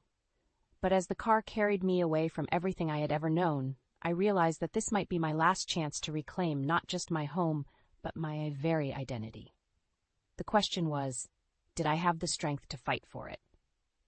The keys to my new apartment felt cold and unfamiliar in my hand as I unlocked the door. The small, one-bedroom space was a far cry from the home I'd shared with Mark, but it was mine. No Elizabeth, no painful memories lurking around every corner. I set down the last of my boxes and surveyed my new kingdom. The walls were bare, the furniture sparse, but it held the promise of a fresh start. I could almost hear Mark's voice encouraging me. You've got this, Clara. Time to write your own story. With a deep breath, I unpacked my laptop and set it on the rickety kitchen table. It was time to get back to work, to lose myself in the worlds I created on the page. As I began to type, the words flowed more freely than they had in months. Hours passed, and I barely noticed the sun setting outside my window. I was deep in the throes of writing when my phone buzzed, startling me. Elizabeth's name flashed on the screen. My finger hovered over the decline button, but curiosity got the better of me. Hello? I answered, my voice wary. Clara? Elizabeth's voice sounded strained, almost panicked. I need your help. I sat back, stunned. My help? With what? The house, she said, her words tumbling out in a rush. There's so much to manage. The taxes, the repairs. I don't know how you and Mark did it all. A bitter laugh escaped me. We managed it together, Elizabeth, something you never understood. Please, she begged. I don't know who else to turn to. You know this house better than anyone. For a moment, I was tempted. The thought of being back in my home, surrounded by the life Mark and I had built, was almost overwhelming. But then I remembered Elizabeth's cruel words, the way she'd thrown me out without a second thought. I'm sorry, Elizabeth, I said, my voice firm. But that's not my problem anymore. You wanted the house, and now it's yours to deal with. But I cut her off. No, Elizabeth, you made your choice. Now you have to live with it. I ended the call, my hand shaking. Part of me felt guilty for turning her away, but a larger part felt liberated. For the first time since Mark's death, I'd stood up for myself, set a boundary. Energized, I turned back to my writing. The words flowed even faster now, fueled by a newfound sense of purpose. I was no longer just Clara, Mark's widow. I was Clara, the writer, forging her own path. Days turned into weeks, and I fell into a routine. Write, submit, repeat. The rejections stung, but each one only made me more determined. And then, finally, an acceptance. A small literary magazine wanted to publish one of my short stories. As I celebrated with a glass of wine, my phone buzzed again. This time it was Martha. "Clara, honey," she said, her voice tight with concern. "Have you spoken to Elizabeth recently?" I sighed. "She called a few weeks ago, asking for help with the house. I told her no." Martha was quiet for a moment. "Well, it seems she's in over her head. The neighbors called me. Apparently the house is falling into disrepair. Elizabeth can't keep up with it." A pang of guilt shot through me. "That's unfortunate, but it's not my responsibility anymore, Martha." "I know, dear," Martha said softly, "but, well, there's more. Elizabeth is talking about selling the house." The world seemed to tilt on its axis. "Selling? But that's our home. Mark's home." "I know," Martha replied. "I thought you should know, in case you wanted to do something about it." As I hung up the phone, I felt as if I was standing on the edge of a precipice. On one side was the new life I'd begun to build, free from Elizabeth's toxicity. On the other, the home filled with memories of Mark, the life we'd shared. I glanced at my laptop, at the story I'd just sold, then at the photo of Mark on my desk. His smile seemed to challenge me, asking what I was going to do next. In that moment, I realized that the real battle was just beginning. The question was, did I have the strength to fight for my past while still moving towards my future? The doorbell's chime echoed through my apartment, jolting me from my writing trance. I opened the door to find Aunt Martha, her face etched with concern. "Clara, honey," she said, stepping inside. "We need to talk about Elizabeth." My stomach clenched. "What's she done now?" Martha sighed, settling onto my worn sofa. "It's not what she's done. It's what she's lost. The house, Clara. She sold it." The world seemed to tilt beneath my feet. "Sold it? But how? When?" "Last week," Martha replied. "For a fraction of its worth, too. She didn't know the first thing about real estate." I sank into a chair, my mind reeling. "What about the car? Mark's things?" Martha's eyes filled with pity. "Gone. All of it. She sold everything she could and gambled away the rest." A sob caught in my throat. "But why? How could she do that?" "Oh, honey," Martha said softly, "Elizabeth never knew how to manage on her own. Without Mark, without you, she was lost." The irony of it all hit me like a tidal wave. Elizabeth, who had been so determined to push me out, had ended up losing everything herself. "Where is she now?" I asked, almost afraid to hear the answer. Martha shook her head. "That's the thing. No one knows. She's burned bridges with every family member who tried to help. Last I heard, she was staying at a motel on the edge of town." I stood up, pacing the small room. I should feel satisfied, shouldn't I? After everything she put me through, this feels like justice. "But you don't, do you?" Martha asked gently. I stopped, staring out the window at the city below. "No," I whispered. "I feel sad. For her, for Mark, for the life we all could have had if things had been different." Martha joined me at the window, placing a comforting hand on my shoulder. "You have a good heart, Clara. That's why Mark loved you so much." Her words sparked something in me. I turned to face her, a new resolve burning in my chest. "I need to see her, Martha. One last time." The motel was as dingy as I'd imagined. I knocked on room 13, my heart pounding. When the door opened, I barely recognized the woman before me. Elizabeth, once so proud and put together, looked haggard and defeated. "Clara," she croaked, her eyes wide with disbelief. "Hello, Elizabeth," I said softly. "May I come in?" She stepped aside, wordlessly. The room was a mess, clothes strewn about, empty bottles littering every surface. "Why are you here?" Elizabeth asked, her voice barely above a whisper. I took a deep breath. "Because despite everything, you're family. And I think Mark would have wanted me to check on you." At the mention of Mark's name, Elizabeth crumpled. Sobs racked her body as years of grief and bitterness poured out. I hesitated for a moment before wrapping my arms around her, my own tears falling freely. We stayed like that for what felt like hours, two women united in loss and regret. When the tears finally subsided, I pulled back, looking Elizabeth in the eye. "It's time to start over," I said firmly. "Both of us." Elizabeth nodded, a glimmer of hope in her tired eyes. "But how? I've lost everything." I smiled, a plan forming in my mind. Not everything. You still have family, Elizabeth, and I think I might have an idea. As we left the motel room together, I felt a weight lift from my shoulders. The house was gone, along with many of the physical reminders of my life with Mark. But I realized that the most important things, the memories, the love, the lessons learned, were still with me. I glanced at Elizabeth, seeing her not as an enemy, but as a fellow traveler on this journey of grief and healing. We had a long road ahead, but for the first time in months I felt truly hopeful. As we drove away, I caught a glimpse of my reflection in the rearview mirror. The woman looking back at me was stronger, wiser, and more compassionate than she had been before. I smiled, hearing Mark's voice in my head. That's my girl. Keep writing your story, Clara. The best chapters are yet to come. And as the sun set on this chapter of my life, I knew that he was right. The end of one story was just the beginning of another, and this time I was ready to be the author of my own tale.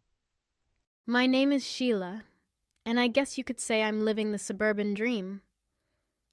I've been married to my wonderful husband, Chris, for 4 years now, and boy, what a riot it's been.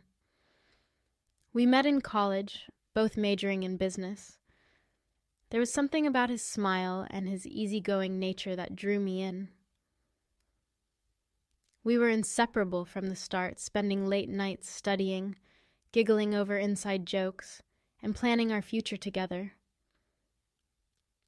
Fast forward a few years, and we got married, promising to be there for each other through thick and thin. The whole for better or for worse thing seemed like a piece of cake at the time. But little did I know that our journey was about to take a turn, with me being almost dead thanks to none other than my mother-in-law. Chris and his mom, Martha, had this tight bond, which was just too much in my book. Martha practically raised him solo after her divorce, and it seemed like she was dead set on keeping him under her wing after he had flown the nest. I'd heard tales about how she used to match outfits with him, and she'd always be there like a shadow while he used to play with his friends. Let me tell you about Martha's timetable for Chris. It was like she was the master architect of his life or something. She'd have this whole elaborate schedule mapped out for him from the moment he woke up to the moment he went to bed. Even when he headed off to college, the clinginess didn't exactly fade. She'd call him multiple times a day, checking on his schedule and even popping in for visits twice a week. Honestly, it left its mark on Chris. He was this amazing guy, but you could tell he carried the weight of all that on his shoulders. He doubted himself a lot, always wondering if he was doing the right thing or if he was living up to her expectations. She had this tendency to get a bit jealous of Chris's girlfriends, which was a bit on the weird side. I remember when Chris introduced me to her for the first time at dinner. I could practically feel her eyes scanning me from head to toe, assessing every detail. "Sheila, it is so lovely to finally meet you. Chris talks about you all the time." "Thank you, Martha. It's great to meet you, too." "Oh, I'm sure it is. Chris has a way of, well, surprising us with his choices." "Yeah, he's full of surprises. So, Sheila, tell me, what do you do for a living?" "I work in marketing. It's pretty exciting. There's always something new happening." "Check this, Sheila. Chris used to date some characters, like Lily, this artsy chick, always lost in her own artsy universe. Not exactly the practical type." "Please, Mom, you're embarrassing me." "Seriously?" "Oh, totally. And then there was this musical wonder. Talented, but maybe a bit too free-spirited for my taste. You know, Sheila, no matter who comes into Chris's life, I'll always be the first woman he loves." "Come on, Mom, you got it. Mother-son bond, you know?" "Yep, gotcha." Even when I tried to have a conversation with her, it felt like I was navigating a minefield. I'd mention a movie I liked, and she'd actually mention that Chris didn't enjoy that genre much. I'd talk about a place that I wanted to visit, and she'd drop in and say that Chris had already been there with her. It's like she had this mission to prove she was the ultimate Chris expert, and I was just an amateur. She just came off as so insecure to me from the very first time we met. She had an opinion about everything. From how I should decorate our apartment, to what I should cook for dinner as per Chris's preferences. It felt like I was competing for Chris's attention with his own mother. Things took an even wilder turn when Martha's kitchen caught fire, turning the house into a disaster zone. She needed a place to stay during the renovations, and of course, we had to invite her. The day Martha arrived, she handed me a 14-page rulebook. Yes, you heard that right, a freaking rulebook. Hey, Martha. I'm sorry about the fire at your place. Man, that must have been tough. You're welcome to stay here as long as you need. Let me grab those bags for you. Thanks, Sheila. The fire was a nightmare, shook things up. But before we all get settled, there's something I want to give you. Oh, all right. Check this out. It's my little creation, a guide to keeping peace around the house. A guide? Okay, that's interesting. You got it. It's just my way of keeping things on track while I'm in the picture. Well, what is with all these rules? You know, I've always believed in having some ground rules in a house. Back in the day, I had to keep things in check while handling Chris. We don't need a rule book to function as adults, do we? Oh, Sheila, I get it, but having a few ground rules can prevent unnecessary drama, you know? And breaking them might have some consequences. Consequences? Are we running a boot camp here? Stop complaining. Now let's tackle those bags. I'm curious to see where you've tucked me in. Once I showed Martha her room and got back to mine, I flipped through the pages, each one outlining absurd rules like vacuum the living room precisely at 8:30 a.m., serve dinner at 6:45 p.m., shop, and my personal favorite, wash the bathroom tiles with lemon-scented cleaner every other day. I was shocked at the list of rules. What kind of controlling behavior was this? When Chris got back from work, I showed him the rule book. Before going to bed, we both started laughing at it. It was like we stepped into this whole other universe where everything was super organized. Okay, this one takes the cake, arrange the spice jars in alphabetical order. Yes, I guess our spices are going for a degree in linguistics. And do not miss the Gourmet Tuesdays, where I apparently have to whip up a 5-course meal from scratch. Well, that is one way to turn our humble kitchen into a Michelin star restaurant. You know, honey, my mom means well, but she needs to realize that I have grown up now. This is our house, not hers. We have our own way of doing things. You're right. So promise me you will not take this rulebook too seriously.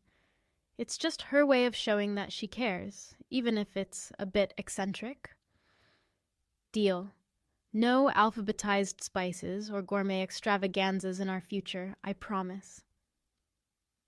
The next morning I woke up and Chris was already ready for work. He kissed me goodbye. Martha's rulebook was sitting on my bedside table. I checked the time, around 8:00 a.m., and realized that according to the rulebook, I should be getting ready to vacuum the living room by 8:30 a.m. Yeah, right, I thought. I took a shower, got dressed, grabbed a granola bar, and left for work before Martha could catch me. I walked in after a tough day at the office, hoping to relax on the couch. But as soon as I stepped through the door, it was like walking into a storm. Chris and Martha were locked in this intense argument in the living room. Martha was all worked up. Chris, I'm really struggling to understand why Sheila can't seem to respect the rules I've set in this house. Did you notice that Sheila just left for work this morning without doing any of the chores? Mom, we've talked about this. This house is turning into chaos. It's about maintaining order. That's how I raised you. Raised him with rules that he's now grown out of. Look who is here. You think you know him better, huh? Because I distinctly remember him asking for pancakes every Sunday morning when he was a kid, Mom. Seriously, Sheila, who even are you? This is my son's house, and it belongs to me as much as it belongs to you. Excuse me, what? Chris, Mom, I need to come clean. This is Sheila's house. She owns it. What? How is that possible, Martha? When Chris and I got married, my parents gifted me this house as a first anniversary present. It's under my name. Chris, you never told your mom? I didn't want to complicate things, so I let you believe it was mine. I'm sorry, Mom.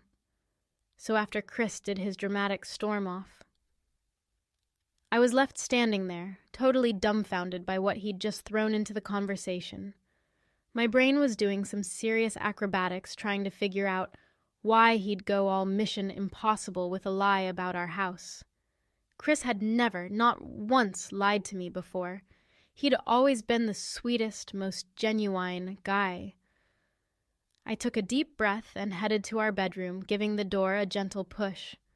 There he was, Chris, looking like he was drowning in guilt. Hey, can we talk? Yeah, I guess we should. Look, I'm not mad or anything. I can't wrap my head around why you would lie about the house, of all things. You know we have always been open and honest with each other.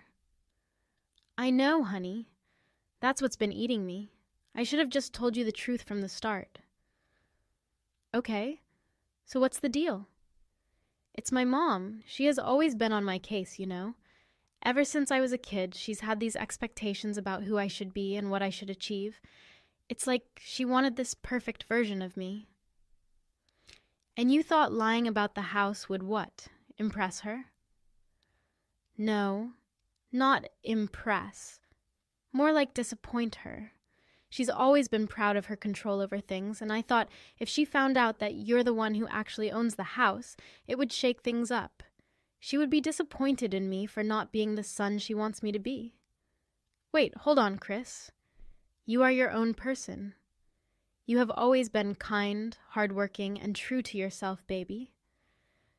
You are the man I fell in love with. Why does she need to define your worth? Chris's backstory with his toxic mother was hitting me hard. Growing up with that kind of negativity made him feel like he had to lie to his own mom. The whole thing was straight up unfair.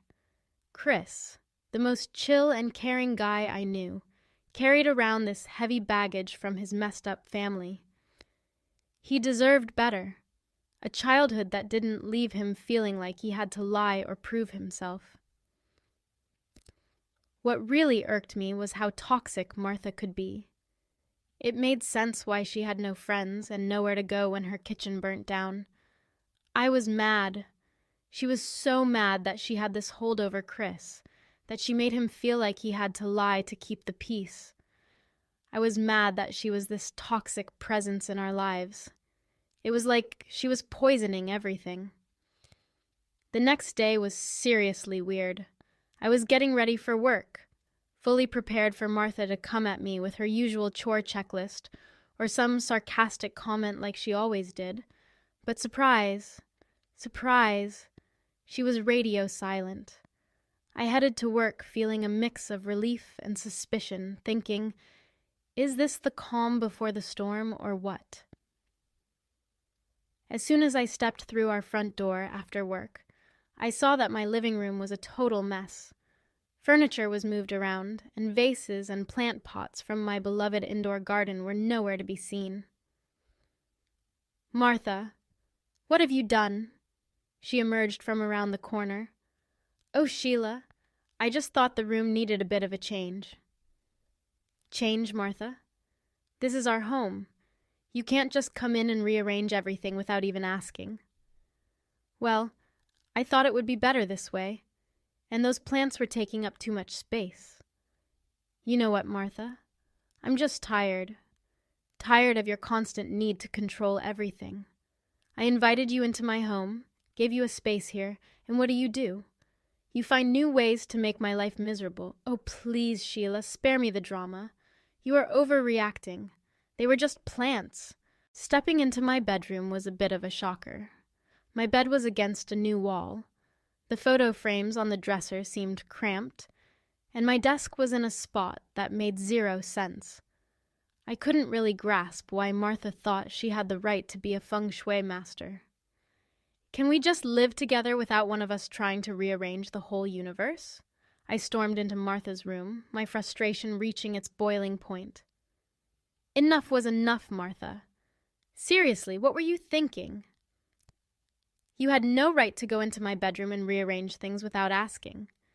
You're blowing this way out of proportion, Sheila. We need to talk. I've been trying to keep my cool, but I can't hold back anymore. You've been treating me like some sort of intruder in my own home, and it's not okay. I get that you have your rules and your idea of how things should be, but let me tell you something. Being a mom doesn't give you a free pass to mess with our lives. Whoa! Where's all this coming from? It's been building up after months of your critiques and eye rolls. You think you're the guru of life or something, especially when it comes to Chris. But guess what? Your way isn't the only way. Believe it or not, I've been guiding him since his dad left, and I give you props for that, but that doesn't mean you're the boss of our lives. I've seen how your need for control is stressing Chris out. He's walking around like he's got a ton of bricks on his shoulders, worried that he's not living up to your expectations. I'm seeing it for what it is. I see it when Chris hesitates to speak his mind around you. I hear it when he tries to keep you happy at all costs. Chris is a grown man, and I'm not letting you yank his strings anymore. You just brought trouble upon yourself, Sheila, questioning me as a parent. You'll know soon.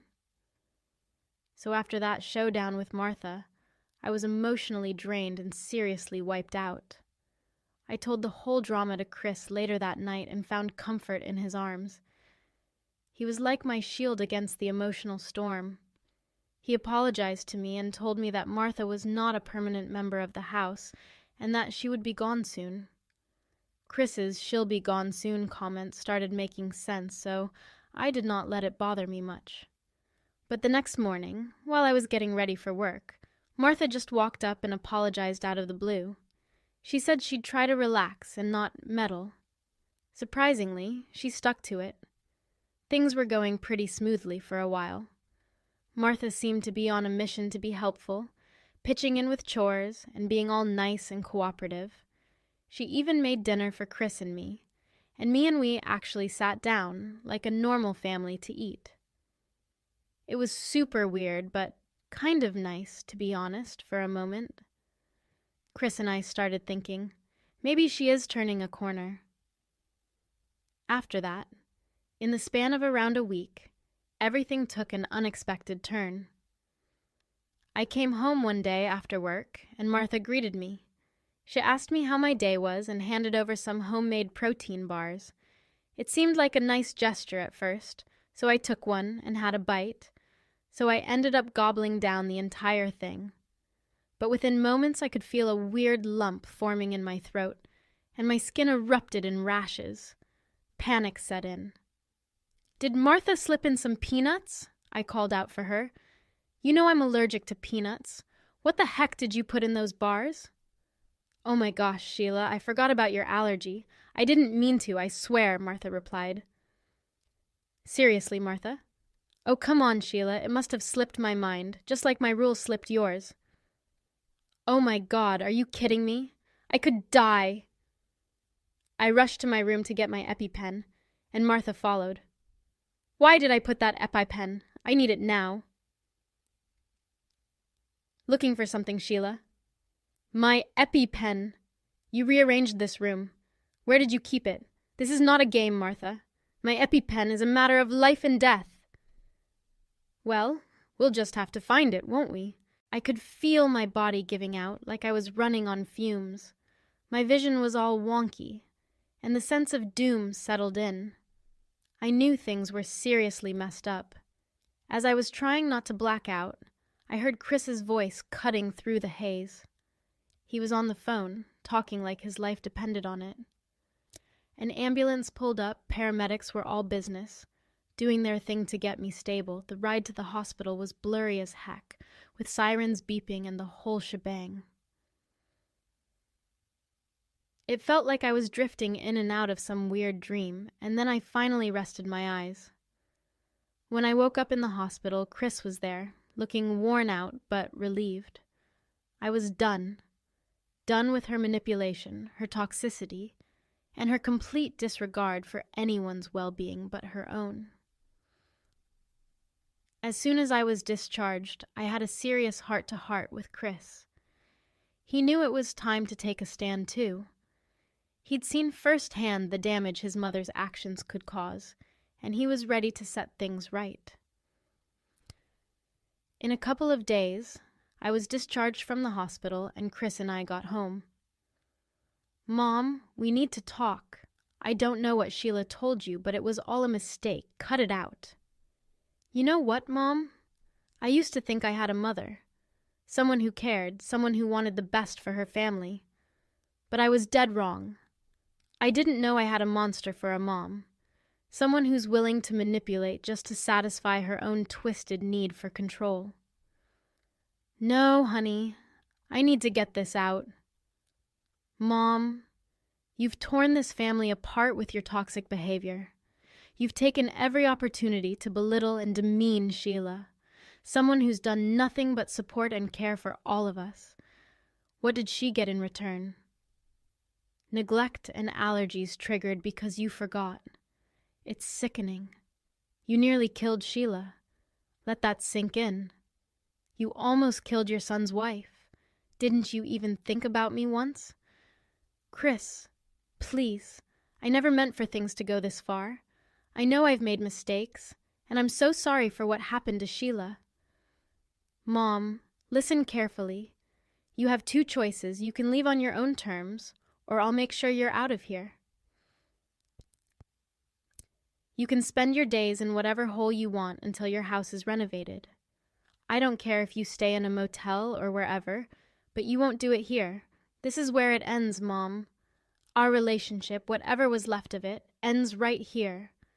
I don't have a mother anymore, not in the way that matters. Honestly, I couldn't help but feel a kind of twisted satisfaction when Chris showed his mom the door. She loved him so much that it must have stung like crazy to be rejected by her own son. She honestly deserved it after the protein bar situation. We've lost touch with Martha completely. No calls, no texts, no sign of where she went. It's like she vanished into thin air. And as much as I'd hoped for her to grow and find her way, I can't help but wonder where she's ended up. Despite all the drama, she's still his mom, and that worry for her is there. Chris ran into a couple of construction guys working on her house, and they let him know that she drops in sometimes to see if things are in check. So I guess she is okay. Our home is no longer a battleground, and who knows if we will get in touch with her again. We are just trying to live in the moment.